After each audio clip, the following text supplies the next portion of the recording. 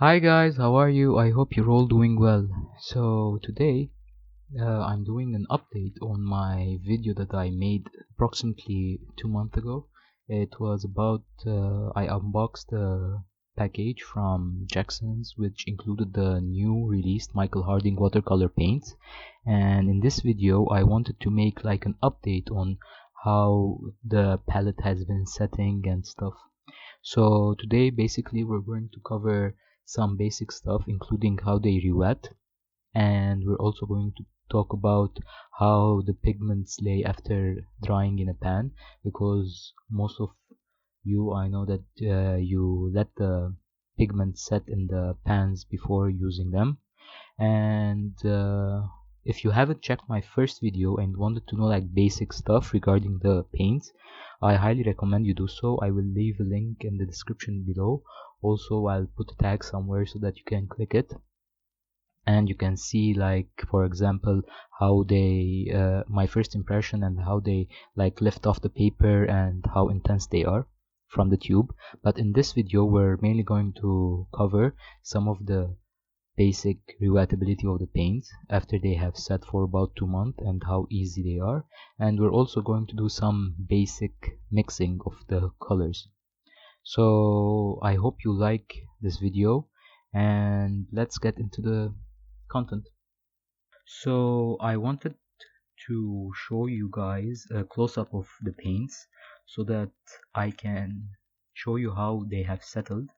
As you can see, they have a shiny like finish to them as they have settled, and I want to mention that I have not re-wet or like touched the paints for like 2 months, so I have like left them in the pan as they are since the date I have posted like the video where I poured them inside the pans, and I have not touched them. I simply have like closed the palette like this, and not fully, so that it could breathe and like the moisture could evaporate, and I have left it as is. So this is just a disclaimer so that you know that I have not painted with the palette yet or the paints, and I haven't touched them.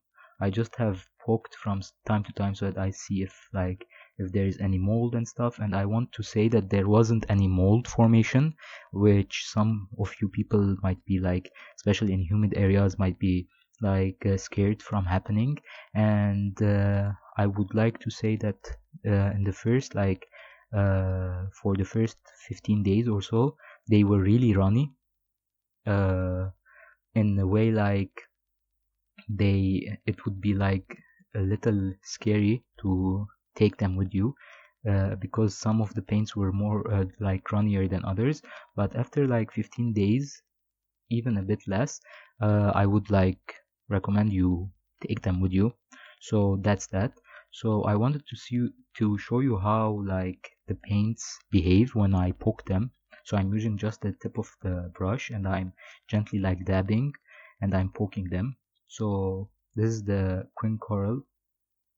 So there is this tackiness, since those paints are like they have honey in them, so they're similar to Amgram in that sense.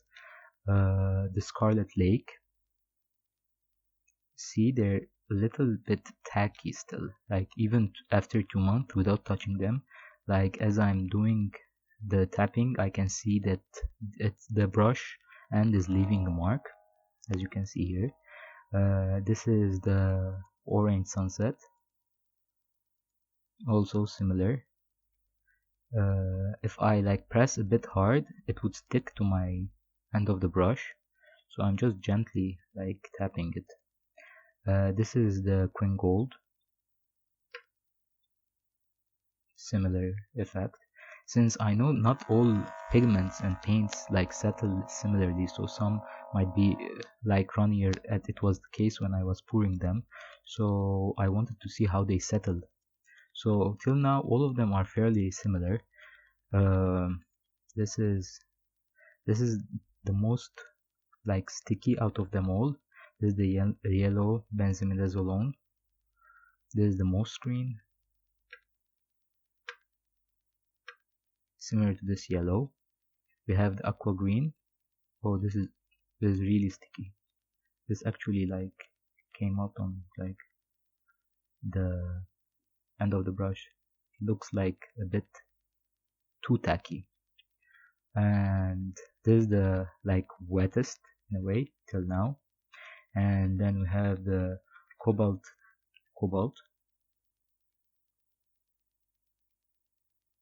which is, I would say, similar to those, the Quin and the Scarlet, the Quin Coral and the Quin Gold. And we have this one, which is Paraline Green, similar to the Scarlet and the Quin. We have, this is the Vivid Blue, similar to the green. Lapis Lazuli, which is the most expensive pigment out of them all, and I can see that they like it is series 5 as it is stated on the website. And finally the Paraline Violet, which is this, and this is the hardest of them all.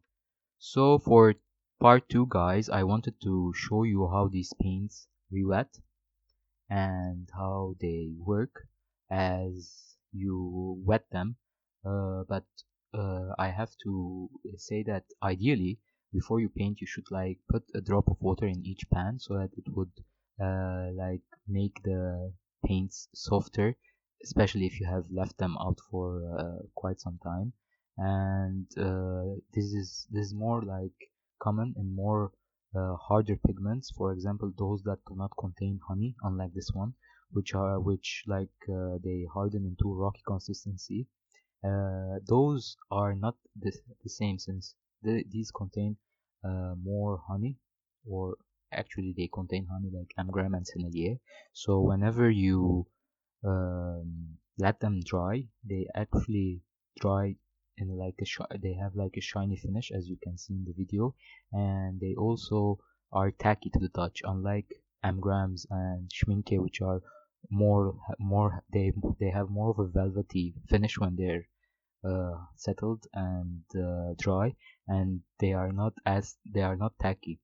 So here I have written all the pigments and the color names, so that it's actually similar to the other one. So I wanted to see how the tinting strength actually is affected by pan versus tube, since the other one was tube, which I have shown in my previous video. So I want to see how those reactivate, and I will not put drops of water in this because I personally paint like that. I do not put water in each pan, but that's ideally what you should do. I just want to use this brush, which is an DaVinci size 5 series 35 Kolinsky Sable, which is a very soft brush, which is helpful in this, since I will see how they like wet with minimal pressure in a way. So let's start. Oh, I want to also mention that the first pigment, which is Quin Coral PR209, some of you mentioned in the previous video that this pigment, since I said this is new to me, this pigment, and I didn't find any other brand, and thank you for those who corrected me and said that other brands actually have this pigment, like Daniel Smith and Sennelier, and some of them have the similar name. So whenever I searched on Jackson's, I searched with the pigment, and for some reason it didn't show the watercolors that have this specific pigment. So I just want to mention that and thank the people who corrected me. So since I said that it's not as common, so let's start with Quin Coral. I will do basically, there's not a scientific way of doing it, but I'm going to try to do it in a consistent way, in a way so that you can see how easy it is to re-wet. So I want to mention that this is the first time I'm re-wetting this. So I haven't touched it for 2 months, and this is the first time I'm trying to re-wet it. So let's see. I'm going to do like 3 swipes, or I'm trying to see how much pigment my brush can hold, and this is a fairly like soft brush on a Saunders Waterford paper. So 1, 2, 3. That's interesting. I like from 3 swipes after 2 months, this is the like pigment load that I get. Not bad. I'll try to go to the Scarlet Lake. 1, 2, 3. I really like how these rewet. They're really, till now I feel they're rewetting easier than Amgram, since my main palette is Amgram. So till now I'm really impressed. Let's try Orange Sunset. 1, 2, 3. Oh wow, I really like it. So as you can see, these paints do not need to be rewetted previously so that you can use them. I'm basically just like swiping my brush over it and it's reactivating easily. Now Queen Gold, which Michael Harding said that this is the only paint that if you're going to try one of like his paints, he would recommend this paint. If you're about to choose only one paint, this is the paint that you choose. This also rewetted easily. Let's see. Yellow. 1, 2, 3. I like how vibrant and like saturated the paint are. Now I know these are like artist grade watercolor paints, but they're really like the rewetability is so good. I'm really impressed by this brand. Like I was impressed by how pigmented they are and now how easy they are to rewet. Most green, which 1, 2, 3, which some of you said that they really like this color. I really like it too. I can use it a lot for like landscapes and stuff. I really like this color too. It has this like pistachio type of green. Now let's move to aqua green. 3 times. The aqua green was part of the gift set that Jackson's gave when they were launching the paints. So whenever I was doing like choosing the palette, I chose it based on the gift. So they gave 3 tubes, which was Scarlet Lake, yellow Benzimidazolone, aqua green, and vivid blue. So I tried to somehow make a palette out of like around these colors. Now let's see Cobalt Teal. 1, 2, 3. Same there. It's really impressive how, and you can see like my brush is not very like loaded with water, as I'm getting like dry brush marks. So it's not like I'm not putting any effort. And this guy is after like actually 2 months, which is crazy. Perlin green. 1, 2, 3. I like this color. Actually, I use this color as my somehow Payne's gray or for my set, since some like the Payne's gray or neutral tintish way, which is Payne's gray is actually bluer. Now vivid blue. 1, 2, 3. So it's a weird palette that might be a weird palette or unconventional, but I can explain more in another video why I chose this specific colors. But for me, the perlin green was like the neutral in this palette based on color theory. Now we're going to use Lapis.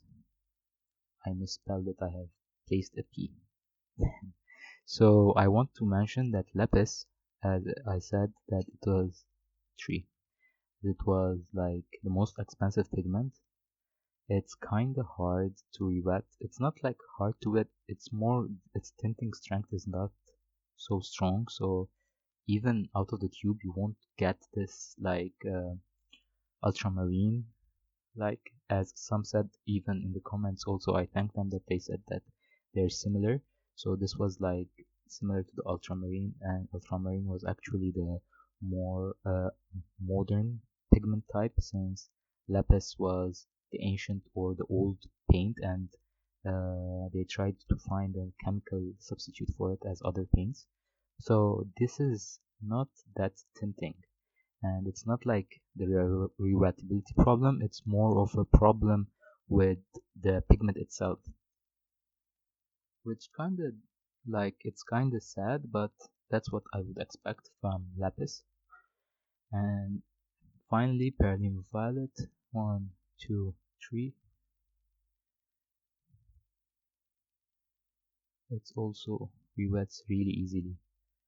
I have to also note that whenever I'm rewetting the paint, the hairs of my, like, each strand of hair of my brush is not sticking. It's not that sticky, so that it's not sticking to the paint, so the paint is not like changing form. It's still like keeping the form of the paint, so there's no worries that you could take a lot of paint. This is actually better in my opinion in terms of if you're going to paint, like if you're going to do an outdoor painting or something, or even indoor, you cannot use a lot of paint. This is the most somehow economical way of using these paints, especially knowing that these paints are not that cheap, which is similar to like uh, the like price wise they're similar to Amgram and the more artistic grade paints. Okay, so let's see how those paints compare to the ones here. Let me move my palette. As you can see, the top row, it's not that different, honestly. Now, the most like noticeable are the Scarlet Lake and the Moss Green, but the others are fairly similar in terms of like tube. Like the tube was really like wet, it was like fresh, and this one like after 2 months. So based on that, like it's really impressive, and I actually love the Scarlet more this way because it's less opaque. Let's see the other ones too. Those are similar as I can see. As we can see, the lapis, there is not much difference. Here the lapis and the cubed one, the one that I used fresh out of the tube, it seems more granulating. There's more granulations here. I don't know if you can see it in the video, unlike here. But according as in terms of like tinting strength, they're fairly similar. So I would say that they're really easy to rewet. And like of course during a painting you're going to use more than 3 strokes or swipes to like paint, so that's natural that it would be similar. Like you won't feel the difference between tube consistency in terms of strength and in terms of like letting it dry for outdoor painting. So for the last part of this video, I wanted to show you some of the basic like mixes. In basic I mean the primary colors and primary for my specific set. And I made like small charts, so that you can see the mixes. So I will start with, I'm going to basically do like I will use the Quin Coral, the Scarlet, the Quin Gold, the Yellow, and for me I chose this color, which is Cobalt Teal and Lapis. And as you can see, one of them is the warm and the other one is the cool relatively. Like I chose a cool red and the warm red. For example, the Scarlet is the warmer red and the coral is the cooler one. So as you can see, I have done a small chart, and I will do like some of the sample mixes that you can take and get from this palette. So if you want me to do like a more in-depth version and like case specific, for example for landscape or for portrait or other like cases or for botanicals, let me know if you want me to do like a specific case by case study of like what I can or you can get out from this palette, and it might be helpful for some, since not everyone wants to like spend the money and purchase all the colors or want to know what colors they can use. So without further ado, let's try the first mix, which is Quin Coral. This is Quin. It is watered down. I added a lot of water. Okay, Quin Coral with Quinacridone Gold, which is this one. I'll try to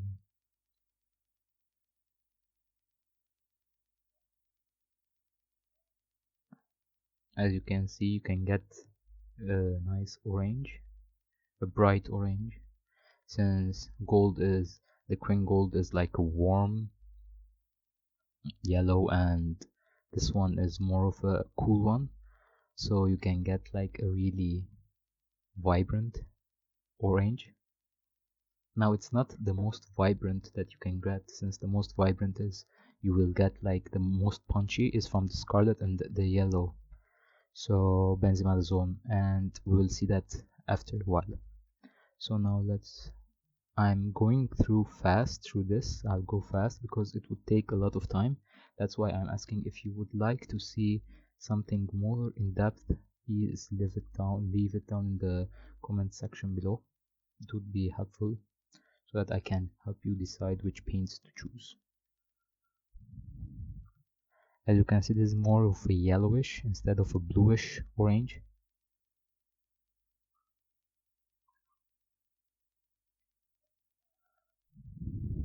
Let's try the Scarlet mixes.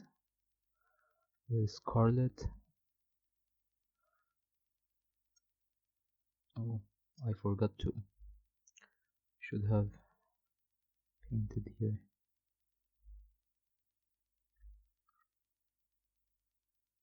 There's the Scarlet alone. Now I'm going to take the Quin Gold, mix with it a bit of red, Scarlet. You can see you can get the punchy orange, but the brightest orange, the one that really pops, would be this yellow, which is like a cool yellow, with this one.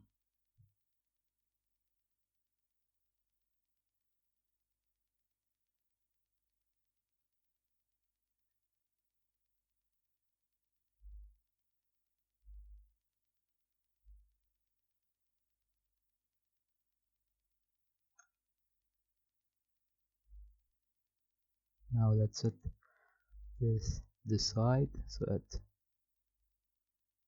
dries. We have Quin Gold. I have a bit of contamination which I am trying to clean up from previous mixes. So this is Quin Gold, and I'm going to use Cobalt Teal with it.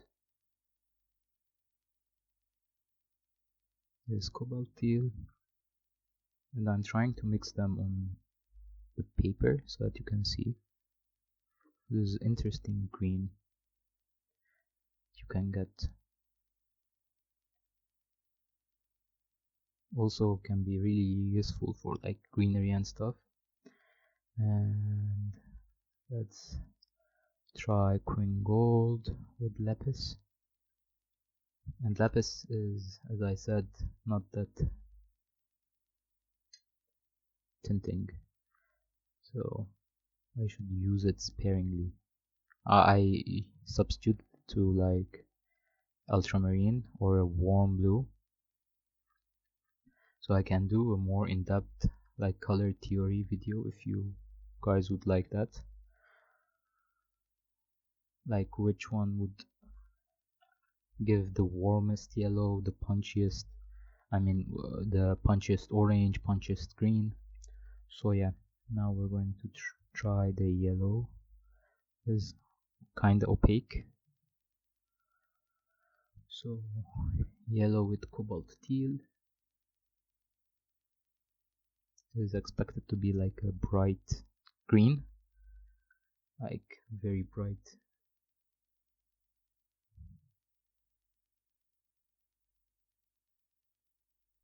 green, more of if the sun hits a tree type of green.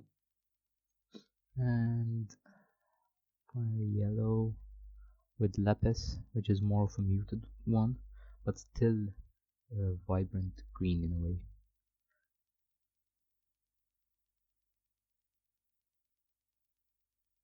Not as warm as the Queen Gold and the Lapis or Cobalt Teal. And in the end, all these are like colors, and there's a room for like somehow change or like playing room. And finally, for the blues, had the Cobalt Teal mixes. I really like Cobalt Teal. It's the first time I use Cobalt Teal as like this pigment, so I really like this color. It's a cyanide type of blue. So we have Cobalt Teal with Queen Coral, which will give like this purple, beautiful purple. This could be really helpful in like portraits in the shadow and stuff. And Cobalt Teal with Scarlet Lake. There's a muted purple, more like color of lips in terms of portraits, or like the side of the nose. And finally, the last mix is Lapis. If you guys like to see a separate video for like each pigment, also let me know in the comment section below. I would like to be helpful in any way possible. Lapis, I would try to use more lapis in like paintings, but the problem is it's not that tinting, so you have to use a lot of pigment in a way. So let's try lapis with Queen Coral.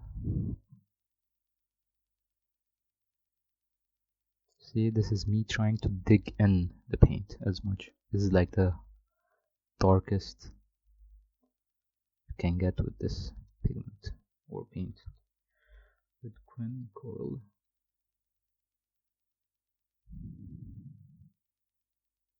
I like this pink or purple. It's like depends on which hand you give it, like you push it into. It looks more of like a potter's pink. I like this. And final mix of the bunch is Scarlet Lake with Lapis.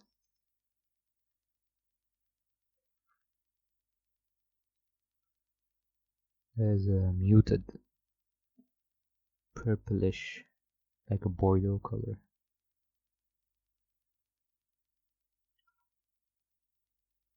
Let's add a bit more lapis so that it will be balanced.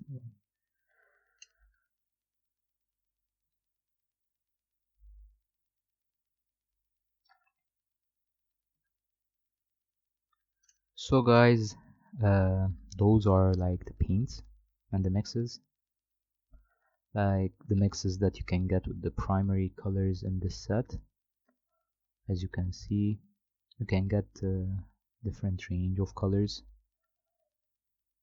and like oranges, secondaries like greens, purples. I can do a separate one for like more of neutrals and stuff, and use the secondary colors like the orange, which is like the sunset orange, and like the moss green and the perylene violet. But for the sake of this video and for it not to be so long, I just wanted to use the primary colors in the set to do like the mixes. And finally, I wanted to tell you that if you have any questions, please leave them in the comment section below. And if you have like any questions regarding the paints, pigments, comparison, or any video you would like to see done with these paints or any other brand that I own, you can leave a comment and I can get back to you as soon as possible. And if you would like to see more of this content, please like and subscribe to the channel. I'll be trying to keep you posted of paintings and tutorials I might do in the future, that if you guys like that, and I'll try to compare this palette to other palettes and my main palette, which is an M-gram palette that I use currently. Hope you guys liked it, and stay safe guys. Bye.